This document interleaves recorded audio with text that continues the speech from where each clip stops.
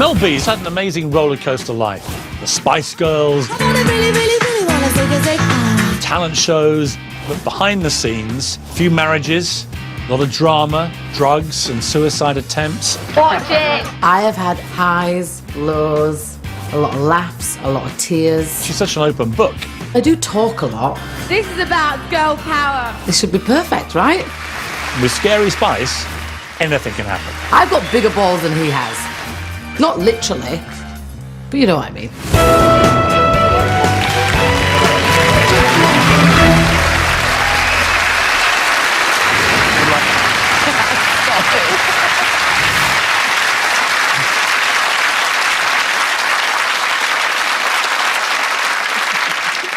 For 10 years I've tried to get you to do this. You have. Finally, you succumbed to my advances. Why? Why not? I'm ready to tell the truth and just be me. Are you Mel B tonight? Are you Scary Spice? Are you Melanie Brown? What are you? Everything. All of them? All of them. Are they different people? No, it's the same person. What you see is what you get with me. You know, I shoot from the hip. I'm a northern girl at the end of the day, from a council estate. Well, that's the thing. It's an extraordinary story. You know, you're this girl who came from, you know, a very humble background, mixed race parents, which was not easy, and to then very quickly propel yourself to become one of the biggest pop stars on the planet is a remarkable... Well, it's true. I mean, Spice Girls are the most successful female band of all time. You're the female Beatles. I like that. Yeah, it's true. I mean, I think it was all a bit of a whirlwind, but between us five, we were just 5 girls having fun, touring the world, spreading girl power. How close are you to the other girls? Because one's here, Yes. Mel C, but what about the others? Well, I saw Geri last night. Oh, God, Mel. Oh.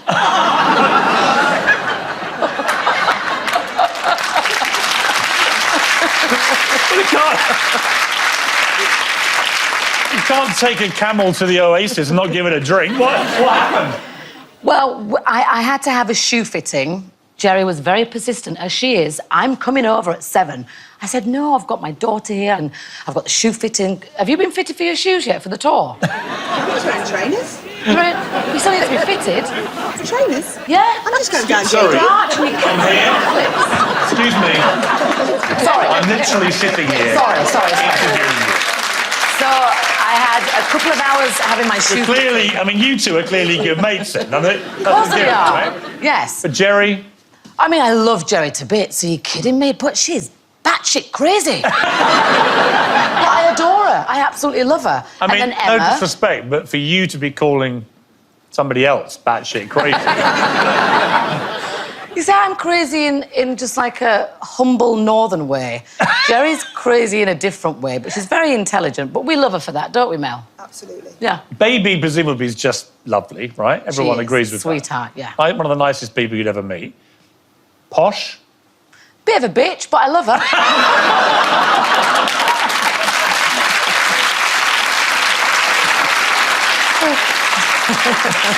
I knew you were going to ask me that. Oh, how does that manifest itself?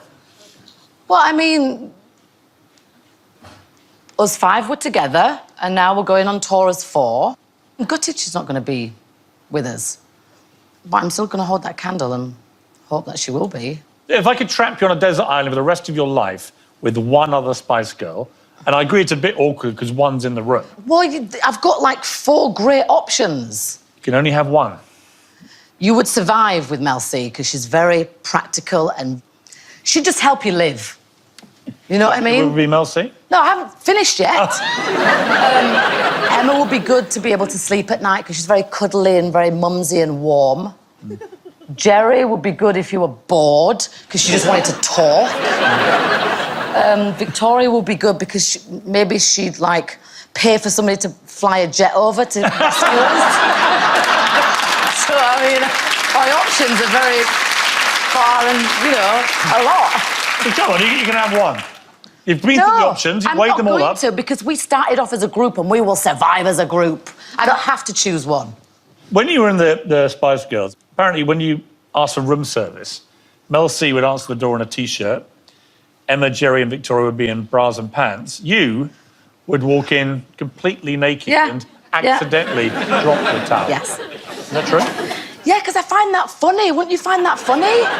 To walk in as the room service guy or girl, Yeah. and you meet one Spice Girl, then another one, and the clothes get less and less and less, then, oops, bingo, here I am. Let me sign that. Is there anything you don't like about your appearance? Is it all what you were born with? Come on, you know it's not. Let's go through the charge list. Boob job? Well, you can say it in a nicer way. Breast augmentation. Apologies. Have you had breast augmentation? That is correct. Any other, like, surgical stuff? I've had a few nip and tucks. That did not sound right, did it? We're coming to your boyfriend in a minute. Mel, you're a global superstar, and others want to be just like you. Are you all ready? I'm Melanie B and I'm a northern nutter. Mel B, the straight-talking northerner who became one of the biggest pop stars on the planet. She's authentic and she's real and she's hard work. You look like a pop star. Thank you. You don't sound like one. That was a bit harsh. She'd say things that people were thinking but would never say. She is really scary. As Scary Spice, she hit the heights of showbiz. They became a worldwide, massive mega act. Spice Mania was phenomenal. And her turbulent personal life has also hit the headlines. She's made a lot of mistakes with men. Melanie baffles me when it comes to relationships. She's often made really shit choices. Melanie was born in 1975 in Leeds to mum Andrea and dad Martin, who was from the Caribbean island of Nevis. I'm sat with this baby on my knee, and Martin's family were saying she's never going to fit in. You've had this baby and it's not black and it's not white. I thought, how can they say that? She's so gorgeous. We grew up with a black side of our family and a white side of our family. It was normal to us to call black grandma and white grandma. Our parents lived on the same street. We was the only two that had like the white mother and the black father. When Mel was growing up, racism was rife. Every few weeks there would be a National Front march. We were terrified of like going into town. There was a club and there was a point where they wouldn't let no black people in that club. Mel's dad was determined his children would be successful. My dad was very all about education. He was the only parent in mine and Melanie's school that used to get a printout of our attendance. I think my dad wanted us both to be doctors. But young Melanie had other ambitions. Melanie loved dancing. It took over all our lives, really. She put all her heart into it. You could depend on her to always give a good performance. In 1994, Mel spotted a newspaper ad for a new girl band and went along to the audition.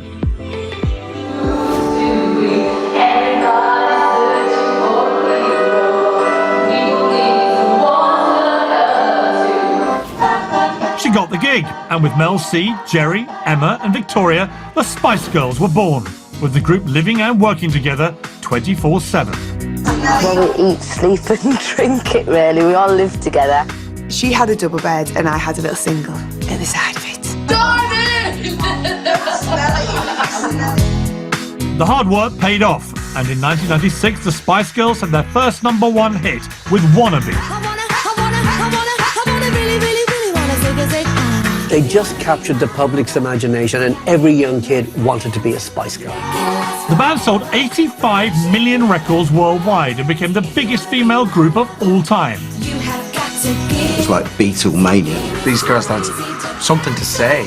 This is about girl power, so come on! They weren't listening to a record company or to management or to anybody. I want to ask you a question. Can we come to dinner, please?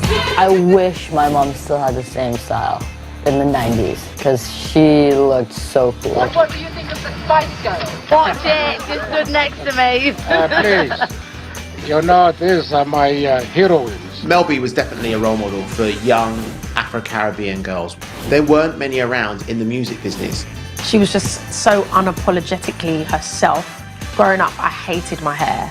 I hated my curls. And I would always straighten it on the ironing board. To see someone like that in her position, celebrating her natural hair.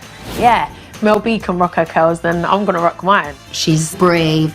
I really look up to her and I'm really proud.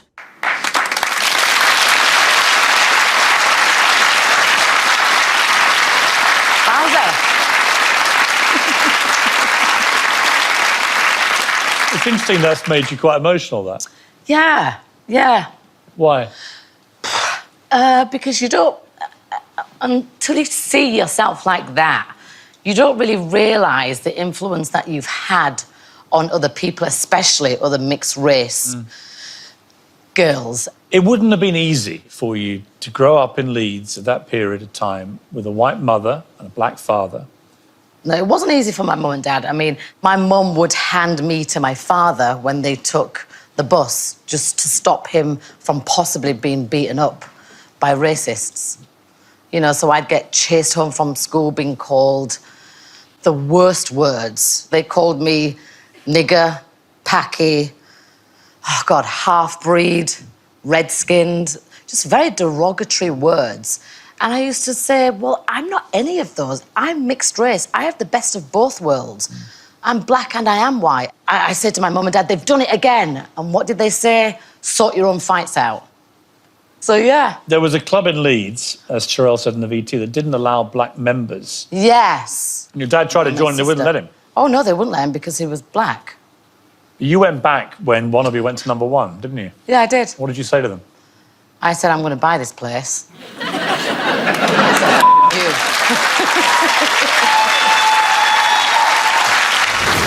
I just felt very alone.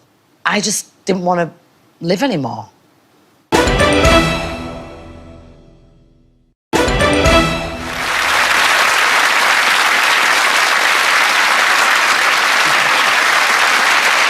The Spice Girls sold 85 million records. That's extraordinary, isn't it? Just sounds crazy when you just put that number out there like that, for that to be a fact, that us five, that against all odds, writing our own music, borrowing money off people, living off beans and toast, and then we've got that. It kind of makes me a bit stuttery. In 1998, the Spice Girls were booked to appear on the National Lottery. Only there was a problem. One didn't turn up. Geri had gone. I was so sad. And I was really, really, really angry. Because we started this together, us five. And it wasn't meant to happen if it's not us five. And she left the day before my birthday just to really stick it to me. What a bitch. How long did it take you to forgive her? I don't think I actually properly have. Even now? Yeah, and I still remind her of it. I mean, she was round yesterday and I still said to her, why did you leave, really? Why did you leave? Really? It bothers me because we're so solid in, and we know each other inside out as five girls. Let's go back to where it all started for you. You were born Melanie Janine Brown in Leeds in 1975. What was life like for the Brown family away from racial tensions? It was fun. My mum and dad kind of had the reverse roles. Like my dad would do all the cooking and the food shopping. My mum would do all the DIY and like artexing. For some reason, my mum was really into artexing. Like, artex would be everywhere. Ceilings, walls, everything. They had to work hard, your parents. Your mum worked as a sales assistant in C&A, took on other part-time jobs, working in a chip shop, cleaning loos in old people's homes. Yeah. They worked hard. A lot of sacrifice they made, both of them for you. A lot. And I think that's where I get my work ethic from, because I saw my mum and dad work constantly. Your dad was also quite a disciplinarian. Oh, he was very much, my dad, about education, education. That is the only way. So we would get punished, you know, if we didn't have good grades or if we didn't come home with a good report, that all hell would break loose. And he would physically punish you as well. Oh, yeah. Over his knee, bash, bosh, bosh. And he used to say, just get it over and done with now. That was back in the day when it was accepted that you could hit your kids. Your mum threw your dad out at one point. He went to live in a flat. you didn't take that well. No. Had a real effect on you. Yeah, I developed a stutter. Really, really bad. From my dad not being there, because I didn't understand why he left. I was still a kid. But it affected me so bad. And I started to have a stutter, a bit like what I'm getting a bit now. But yeah, it was bad. And I used to have to slap my leg to get the word out, just like my dad used to do. If you're 14 and you're feeling rebellious and your dad's punishing you and it's all just becoming a bit tumultuous for you, and you try and take your own life, what happened? Nothing really bad happened to me. There wasn't an incident at home or at school. I just felt like I didn't belong. I just felt very alone. I just didn't want to live anymore. What did you do? I took a bunch of aspirin. And then my mum that night randomly had a headache and realised that I'd taken them all and took me off to the hospital within seconds to go and get my stomach pumped. And it was never really talked about. It was like brushed under the carpet. And to be honest, in some strange way, I'm glad that they didn't really talk about it because I didn't really have an answer. It was just one of those things. I didn't feel like I belonged. Let's go to the next VT. Mel, you've been a champion of girl power from the very beginning. From an early age, Mel stood up from the crowd. Clothes-wise, she was very daring. She'd always wear something completely different to all her friends. She'd come down the stairs in the tiniest little shorts, literally what we call batty riders, like little bra top. She looked drop-dead gorgeous. But then it spent my whole evening then fighting off the Pied Piper of men behind us while we're walking down the street. Attracting men was never a problem for Mel. Finding the right man was another matter. Melanie falls in love far too quickly. I think most girls do that, and then they sort of pull back. But with Melanie, she sort of just keeps going. She's that desperate sometimes to feel loved. It just goes wrong, you know. I just wish I could choose the men for her, maybe. On the Spice Girls World Tour in 1998, Mel began a relationship with her backing dancer, Jimmy Gulzar. Jimmy joined Mel in the video for her first project outside the Spice Girls, a collaboration with Missy Elliott, which went straight to #1. He had a great body. He ticked all the boxes she wanted as a man in her life. They seemed to be madly in love, but I just thought it were all too quick. After dating for just 2 months, Jimmy proposed and the couple married in September of that year. I did actually ask him, do you love Melanie? He just looked at me shocked that I'd actually asked him. Just 5 months later, Mel gave birth to the first Spice child, Phoenix Chi. I'm sure that Victoria was due before Melanie, but in true Melanie style, she got in there first. The cracks in the relationship were beginning to show. There was a huge difference between their personalities. After less than 2 years of marriage, Mel divorced Jimmy and moved to Los Angeles, where in 2006 she met comedian Eddie Murphy. It was love at first sight. I just thought, Eddie Murphy? The Eddie Murphy? Like, and she went, yeah, I'm seeing it. I said, what's his house like? It wasn't long before Mel introduced Eddie to her daughter Phoenix. I thought Eddie was cool. I mean, he was Shrek. In Shrek, he was Donkey. So, like, every kid loves Donkey. I don't know, I thought he was cool. He was a cool guy, he was funny. And I think she really, really did like Eddie. I think she would say it was like a bit of the love of her life, really, if I'm honest. Mel was soon pregnant again, but following an argument about their living arrangements, she got on a plane to Leeds to have some space. Just had a disagreement or whatever. And instead of just going home for a night, she came to England to her mum's, and he was ringing her mum, he was ringing everyone, he was trying to get hold of her. Eddie found my number and he rang me really late in the night. And he did say to me, I adored Melanie. He was madly in love with her. He said, do anything. I don't understand why it went so wrong, to be honest. I think it just blew up out of nowhere, but it was a horrible time. Mel went back to LA to reunite with Eddie. But when she arrived, she discovered he dropped a bombshell during a press interview. So are you happy with her because she's pregnant from your child? Right? But now you're being presumptuous. First, we're not together anymore, and we don't know whose child that is till it comes out and has a blood test. You shouldn't jump to conclusions, sir. When Mel arrived back at Los Angeles airport, 5 months pregnant, she was greeted by the world's press. I think Eddie was angry with Melanie because she rejected him. In April 2007, Mel gave birth to a daughter, Angel. A paternity test followed. We are asking the court to legally establish Eddie Murphy as the father of Melanie and Eddie's baby. I'm not quite sure why she ends up left heartbroken. As much as, yeah, she's strong and she's got the fame, she's got the success, she also just wants a normal relationship, and it's really hard for her to find that. You visibly recoiled when you heard Eddie Murphy again say those words in that interview, which were very hurtful, whatever the circumstances. Well, of course, it's not a nice thing to hear. We were both to blame. I wouldn't have said that publicly, and he apologises to this day about that, because that baby was planned. We planned that baby together, and we were madly in love. And it just went wrong. Dramatically went wrong. Your friend Charlotte thought that he was the love of your life. No, he is. He always will be.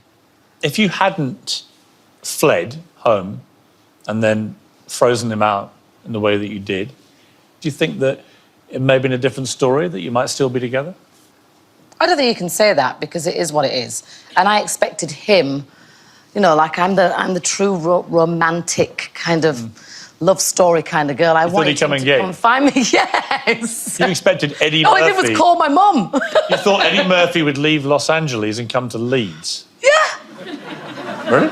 Yeah. As he would say in Beverly Hills Cop, get the fuck out of here! That was never going to happen.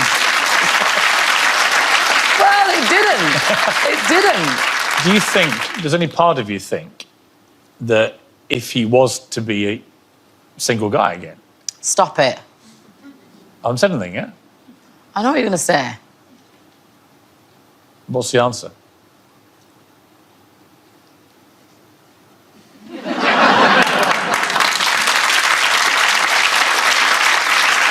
I've never known you be speechless about anything in your entire life. Because I respect his partner, his fiancé. Jimmy, the guy that you married for not very long. I mean, obviously a very good-looking, hunky dancer. Was there much more to it than that when you look back, or? I was on tour. It was a whirlwind. It was our second tour. And you just want something normal and just regular. And he provided normal and regular for me. I didn't know it was going to end so disastrous. But one thing I am thankful for is I've got a beautiful 20-year-old daughter from it.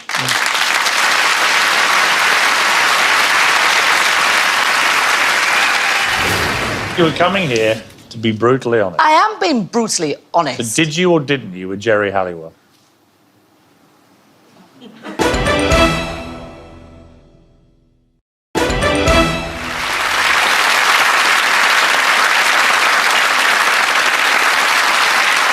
You described your sex drive as like a Formula One car. How many people have experienced the Formula One Mel B? I don't think that many people. You know, I've never had a one-night stand. I'm not that kind of girl. Shut up! No! No, I'm never had a one-night stand? No. There's a few famous men whose names I want to throw at you for either confirmation or vehement denial. Peter Andre, obviously, he was your long-time booty call. Oh, please don't say it like that. He's a really nice guy. He's got a really nice family. I know I did. You called him your booty call. You know why? Because he wrote about me in his book. And the Spice Girls didn't know that he was my booty call. So I had to explain it to them that all this time, in different hotels, I would fly him in and then fly him back out. Zac Efron? No denial? But no comment. Right. You've also had relationships with women. Yeah. So how would you define your sexuality? I don't. I don't think I have to. Because you fall in love with whoever you fall in love with. And I just don't have a preference. There were rumours that you and Geri were, you know, more than just good friends. You'd had a little dabble. Anything you want to share with the group? Oh. She had great boobs. So you did? Really? Well, you clearly did, right? Yes? Come on, your Why books... can't you answer for me? I don't know anything. Oh, whatever, Melanie. I don't. This is all new to me. Come on, your book's called Brutally Honest. You said you were coming here to be brutally honest. I am being brutally honest. So did you or didn't you with Geri Halliwell? Well, what do you consider as doing it or not? Did you sleep with her? Yeah, we all slept in a bed together. But not like that, all of us. Did you sleep with Geri like that? Yes. Really?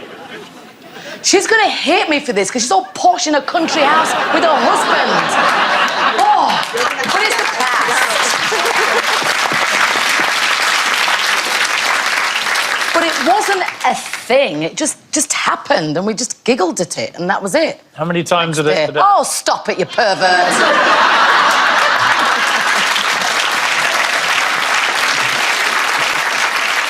This is a bombshell. It's a Spice Girls bombshell. Yeah. You've never admitted this before. Have you? Fuck. You know you haven't. So people are going to be fascinated. Yeah, and I've said it now. I know. I just don't let it go yet. I'm like, you know. No, because she's going to kill me and so is her husband. Well, she's not that posh now, is she?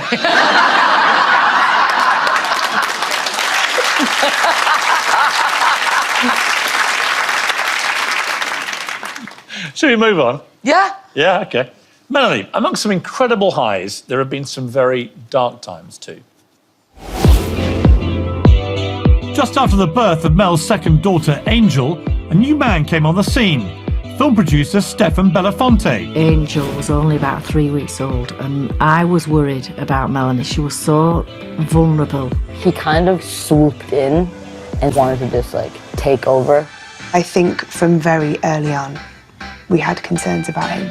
I don't ever really meet anybody that met him and initially thought, what a great guy. After just months together, Stefan and Mel married in Vegas, followed by a family wedding in Egypt. I was just happy that my mom was there with her family and she was getting married in a beautiful place. But shortly after they returned, Mel cut off contact with her family. Melanie came on the phone and was like, what is going on? She says, please don't call me again. I was like, Melanie? Because it was like this voice and this person don't recognise and I've never heard her speak like that. Completely cut off.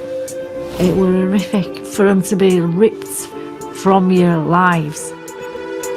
Mel's family wouldn't see her or her children for 6 years. It sucked because I lost, like, my family. On the face of it, Mel's career and marriage were going well. She and Stefan even had a reality series, which demonstrated their much talked about volatile relationship. You're boring. You know what? I was just playing with you anyway. I'm gonna go hang out by myself. You're a big, needy, bald baby. Then in 2014, Mel landed a role as a judge on X Factor, and she and Stefan, now with a child of their own, Madison, moved back to Britain. But although the couple were putting on a united front in public, problems in their relationship were taking their toll on Mel. She drank. She took cocaine. I knew my mom was sad and was hurting inside, but she's good at hiding it, so I guess not many people knew. Mel was worried that sex tapes she and Stefan had filmed would be made public. On Thursday, 11th of December 2014, Mel reached rock bottom. I got a call from Mel's driver to say, we're going to hospital. And obviously I knew immediately something was up. It was just awful when I arrived because it was apparent that she'd obviously tried to take her own life and she was in intensive care. Mel had taken an overdose, hundreds of aspirin tablets. It wasn't long before the press got hold of the story. Mel's mum, who hadn't seen her in 6 years, tried to contact her. I heard in the press that Melanie were in hospital. I was traumatised. Mum and Dad was just screaming the house down. Mel was due to appear on the X Factor the following day, but was replaced at the last minute by Talisa Kontostavlos. I remember thinking, where's Mel? There had to be something seriously wrong. None of us really knew what was going on, but we knew that whatever it wasn't good. Sunday was the live results show. All the doctors were advising that she didn't leave the hospital, but she was absolutely adamant that she was going to do the show. At the last minute, she discharged herself and headed for Wembley Arena. This is the X Factor final, the results. She emerges in the white ethereal dress with no wedding ring. I didn't ask her what was wrong because I kind of knew. I didn't want to ask her. I just said, great to see you. Mel's family were all watching at home. She was on there, she was completely broken. I could see her face, she looked in pain. It were heartbreaking to see that. She held her hands up, like as if to say, this is it is over. She hadn't got a ring on, that was a statement to him. Mel B is back, everyone! We was as a family all really like, she's finally done it, she's left him, we're all going to be together. You know, I really miss being here. I had hope. That was my hope. I thought, here we go, she's going to come back. This is it. We're going to be friends again. Everything's going to be normal. Everything's going to be back to normal. Incredibly difficult time in your life, perhaps the most difficult. Take me back to what made you, for the second time in your life, take an overdose. I just had enough of such a fake life. My life was great when I was at work because he couldn't get to me. My life was great when I was on the school run with the kids. He couldn't get to me. I genuinely thought, where do I go if I don't go back to him tonight? Where do I go? I was broken. How many with pills? only one option. How many pills did you take? Hundreds. So you were really trying to kill yourself? Yeah. And I wrote my note saying, you know, my kids, I want them to go and live and be with my mum. I mean, for a mum to do this is a really dramatic thing. Yeah. Regardless of the background to it. You know, one of your kids is sitting here now listening to this. Yeah. That's tough. It's tough, but for most women in my situation, you don't know what to do. You took these pills, and when you took the last one, you suddenly felt you didn't want to die. Yeah. Why? Well, my kids, number one. And I felt, I didn't know, it just wasn't my time to go. Phoenix came to see you in hospital. Mm-hmm. Well, she just said to me, why would you leave us? And leave us with him? And she was really, really, really angry at me. And I felt so bad. I think that was probably the first time I said to her, I will leave him one day. I promise you. I promise you. You shouldn't have left hospital. You ripped your own tubes out and yeah. You were gone. Got a reckless thing to do. In hindsight, I guess so, but I had a job to finish and I'd had my stomach pumped and I wanted to go on that stage because I knew I could and I wanted to go like that without a wedding ring and I wanted to make sure that my friends and my family that I had no contact with knew that I was okay on some level. You had damage to your liver, to your kidneys. There was significant damage. Yeah. You were not a well person. That was my big cry for help. Surely somebody can see what's happening to me. Come and help me, somebody, please. Was it the catalyst in the end for you getting the strength to leave him? Well, I went backwards and forwards a few times, and then I'd get threatened with, I'm going to expose the sex tapes, I'm going to ruin your career, you're never going to be hireable, I'm going to tell everybody about how much you drink and how much you do drugs, which to me was devastating. He, as you know, he's emphatically denied a lot of the allegations. He says it's all exaggerated. Or who cares about him? I'm not going to respond to him at all. My mission is to educate people. I was talking to an MP at 10 Downing Street and I said, just like sex education in schools, they should teach coercive behaviour and what an abusive relationship looks like. She went, we just got that bill passed, it's going in 2020. It was good. His response to your claims is that you're manufacturing the whole thing with no proof. That's what he says. I didn't hear a word you said, by the way. You had tattoos done. Stefan's name tattooed. I didn't want to get his name tattooed. And then it was one argument and one fight, and he said, we're going to go and get it done tonight. And it wasn't just his name, it was a bloody long sentence. Saying what? Stefan, till death do us part, you own my heart. So you can understand why I didn't want to get that tattooed on me. When you broke up, what did you do with it? I asked a surgeon friend of mine, I said, can you just cut that part of his name off my body? Because I want to remove him from my life. And that was very symbolic to me. Sounds horrendous. We've got a picture. That's your skin. Good. What are you going to do with that? I have it in a cabinet. In like this like something out bottle. of Silence of the Lambs. What are you going to do with it? No, but you know what it is? That's a reminder to me that I have cut him out of my life. I've left him. So you're in love again? No. I'll tell you if I'm in love. What are you in? Lust.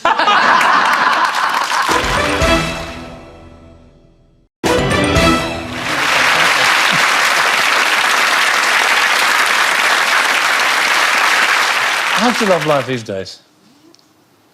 I really love myself. A lot.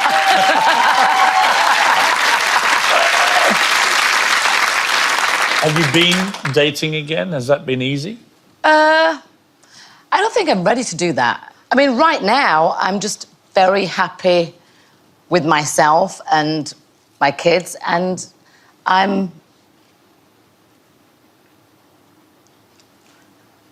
that's it. That's it? Yeah. Really? Yeah. You've got that face you've been pulling throughout the interview when we all know that's not it. No, because I have had a really loving intimacy. Who with? I'm telling you. Really? Yeah.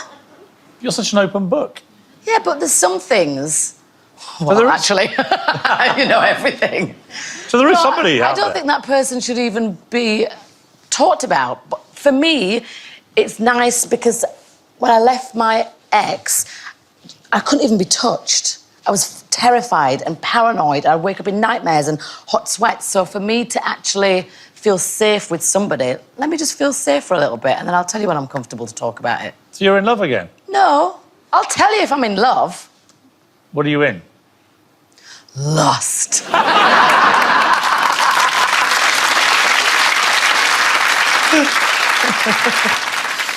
Let's go to the last VT. Oh, thank God.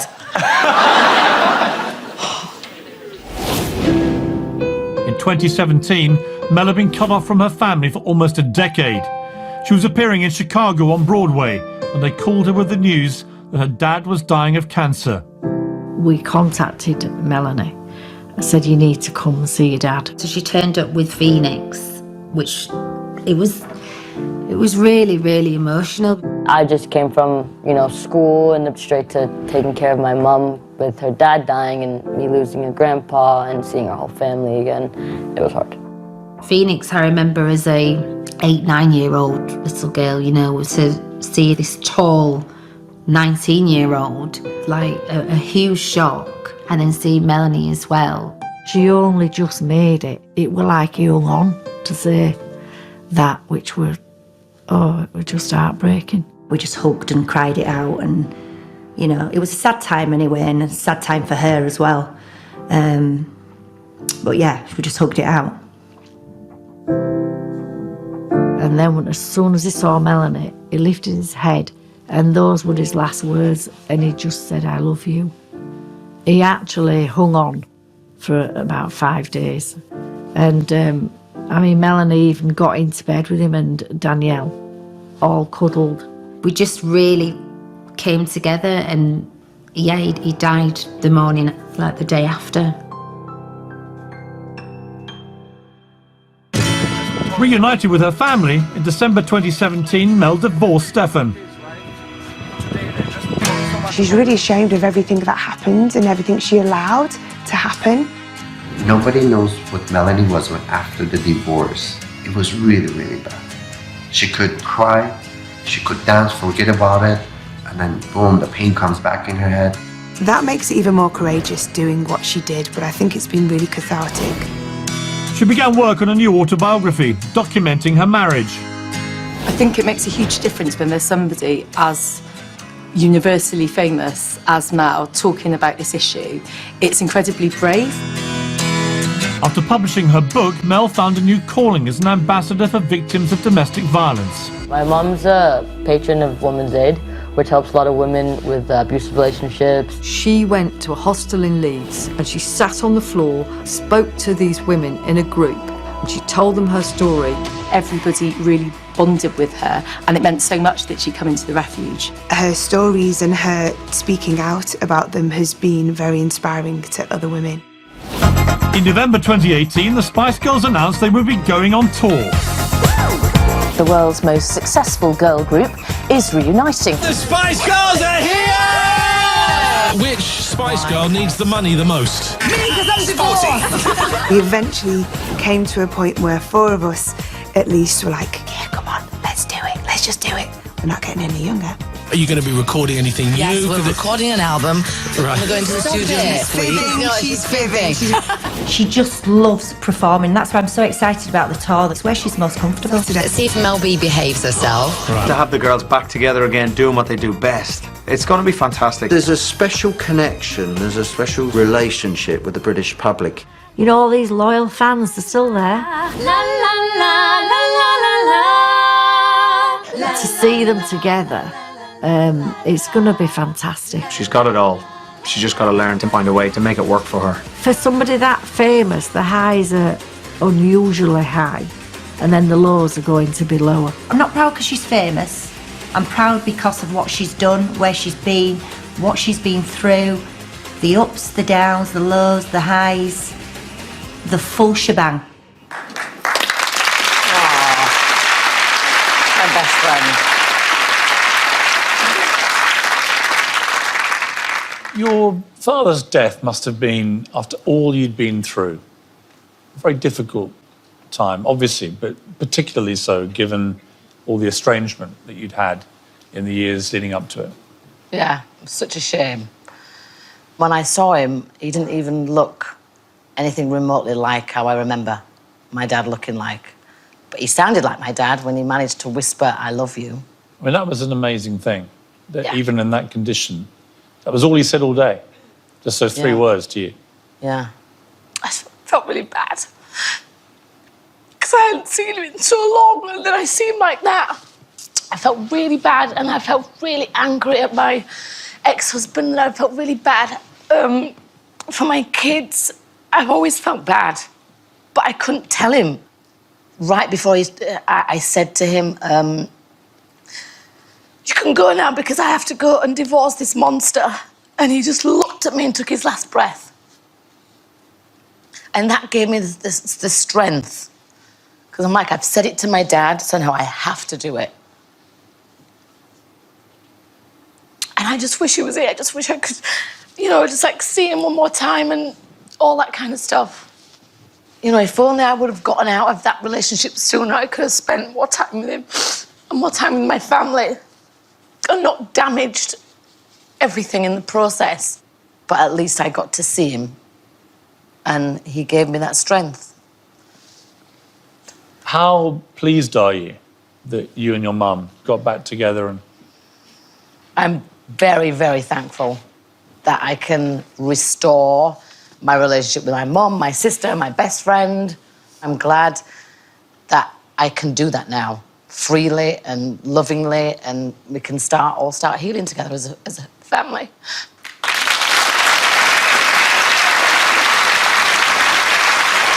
Can we talk about something happy now? we're going to. The Spice Girls tour are sold out in seconds. How excited are you? Oh, my God. It's like I've said it for so many years. It actually fucking happened. And you're back on stage. How is that moment going to be for you? Oh, you have no idea. It's actually undescribable. It's like everybody is there in support of you, and you're giving them what they want to hear, and they're singing it back to you. It's like this free-flowing love, and you're a rock star up there. And you're singing your music that you wrote with your best mate.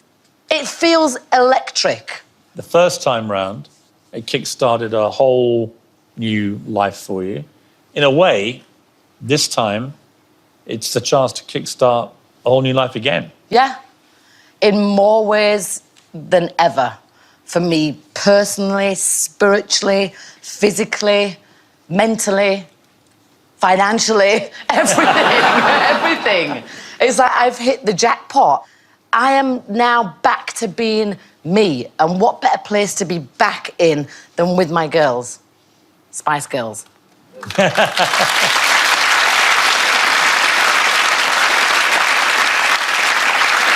Mel B, thank you very much.